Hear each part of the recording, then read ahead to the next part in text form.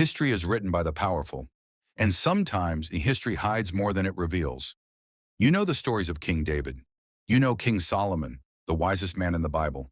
But what if I told you, Aaron, that their bloodline did not end in Jerusalem, that it lived on, not in Europe, not in the Middle East, but in Africa? For nearly 3,000 years, a dynasty of black kings claimed direct descent from King Solomon himself. They ruled Ethiopia, one of the oldest Christian nations on earth. And according to their sacred tradition, they carried with them the most important relic in biblical history, the Ark of the Covenant. This is the story they never taught you. The story of the Black Kings of Israel, a hidden dynasty, and perhaps the greatest biblical mystery of all time. Our story begins with a queen, a woman shrouded in mystery, yet powerful enough to be remembered in the pages of Scripture itself.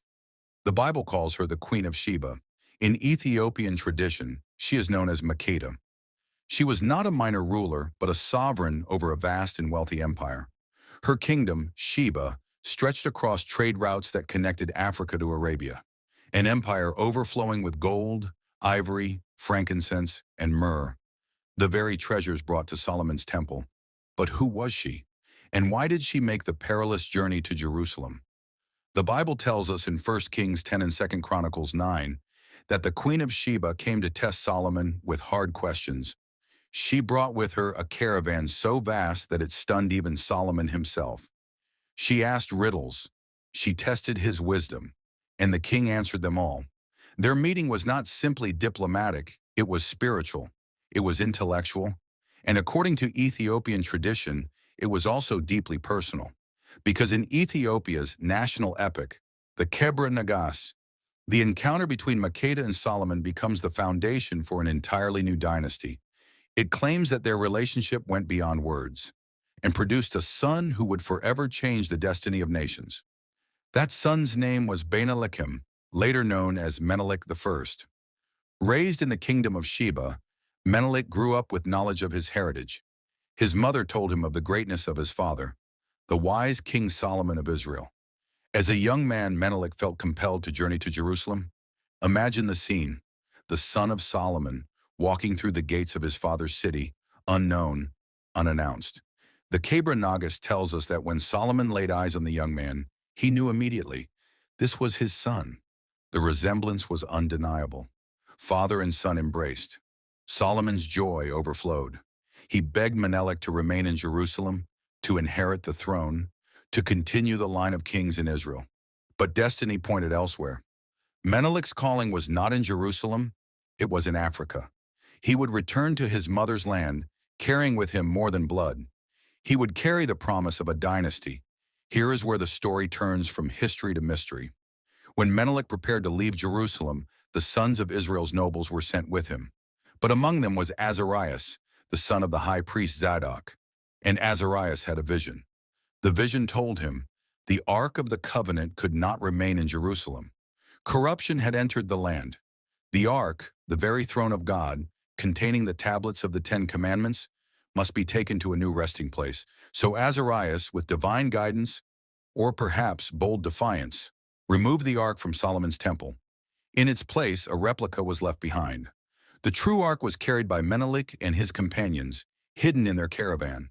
The journey was long, dangerous, but the Ark itself, the story says, protected them. Rivers parted, enemies fled, even the desert yielded to its power. And finally, after weeks of peril, the Ark arrived in Axum, Ethiopia. A new Zion, a new holy city, a new destiny for Solomon's line. Think about that. The most sacred relic in biblical history. Not in Jerusalem, not in Rome, not hidden in some European vault, but in Ethiopia, where it is said to remain to this very day. With Menelik I, the Solomonic Dynasty begins. For nearly 3,000 years, generation after generation, Ethiopian emperors claimed descent from King Solomon and the Queen of Sheba. Their symbol was the Lion of Judah, a direct reference to the biblical prophecy of David's line. In fact, the book of Isaiah promises that the throne of David will never end. For Ethiopians, this was no metaphor. It was a living reality. While empires rose and fell, While Rome collapsed, while kingdoms of Europe were built and destroyed, Ethiopia stood, an unbroken line of kings stretching back to the Bible itself. Even in modern times, this dynasty continued. Emperor Haile Selassie, overthrown in 1974, traced his bloodline directly to Menelik I. That means that in our own lifetime, a man who claimed descent from King Solomon himself sat on a throne in Africa. But their authority was more than political. They were the guardians of the Ark. In Axum, within the Church of Our Lady Mary of Zion, the Ark is said to rest. Only one man, the guardian priest, is allowed to see it.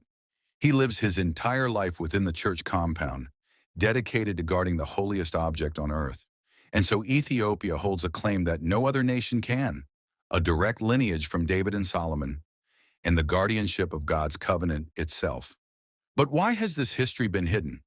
Why do most Christians know David and Solomon, but not Menelik?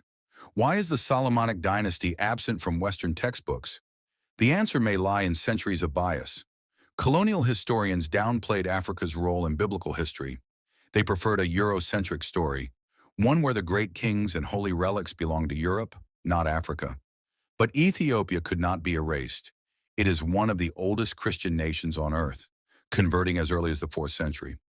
Unlike almost every other African nation, Ethiopia was never colonized. Its traditions remained intact. And for millions of Black Christians worldwide, this story is a source of pride.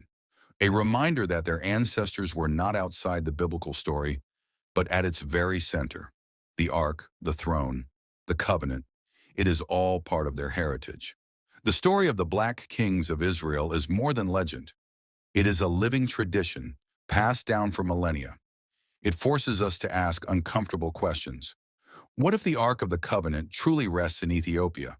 What if the throne of David continued, not in Europe, but in Africa? And what else has been hidden from us? What other biblical mysteries are waiting, buried beneath layers of time and silence? Perhaps one day the truth will be revealed. Until then, the Ark remains unseen. The dynasty stands as a testament, and the story continues. So what do you think? Is Ethiopia the true Zion? Did the Black kings of Israel preserve the covenant of God? Let me know your thoughts in the comments below.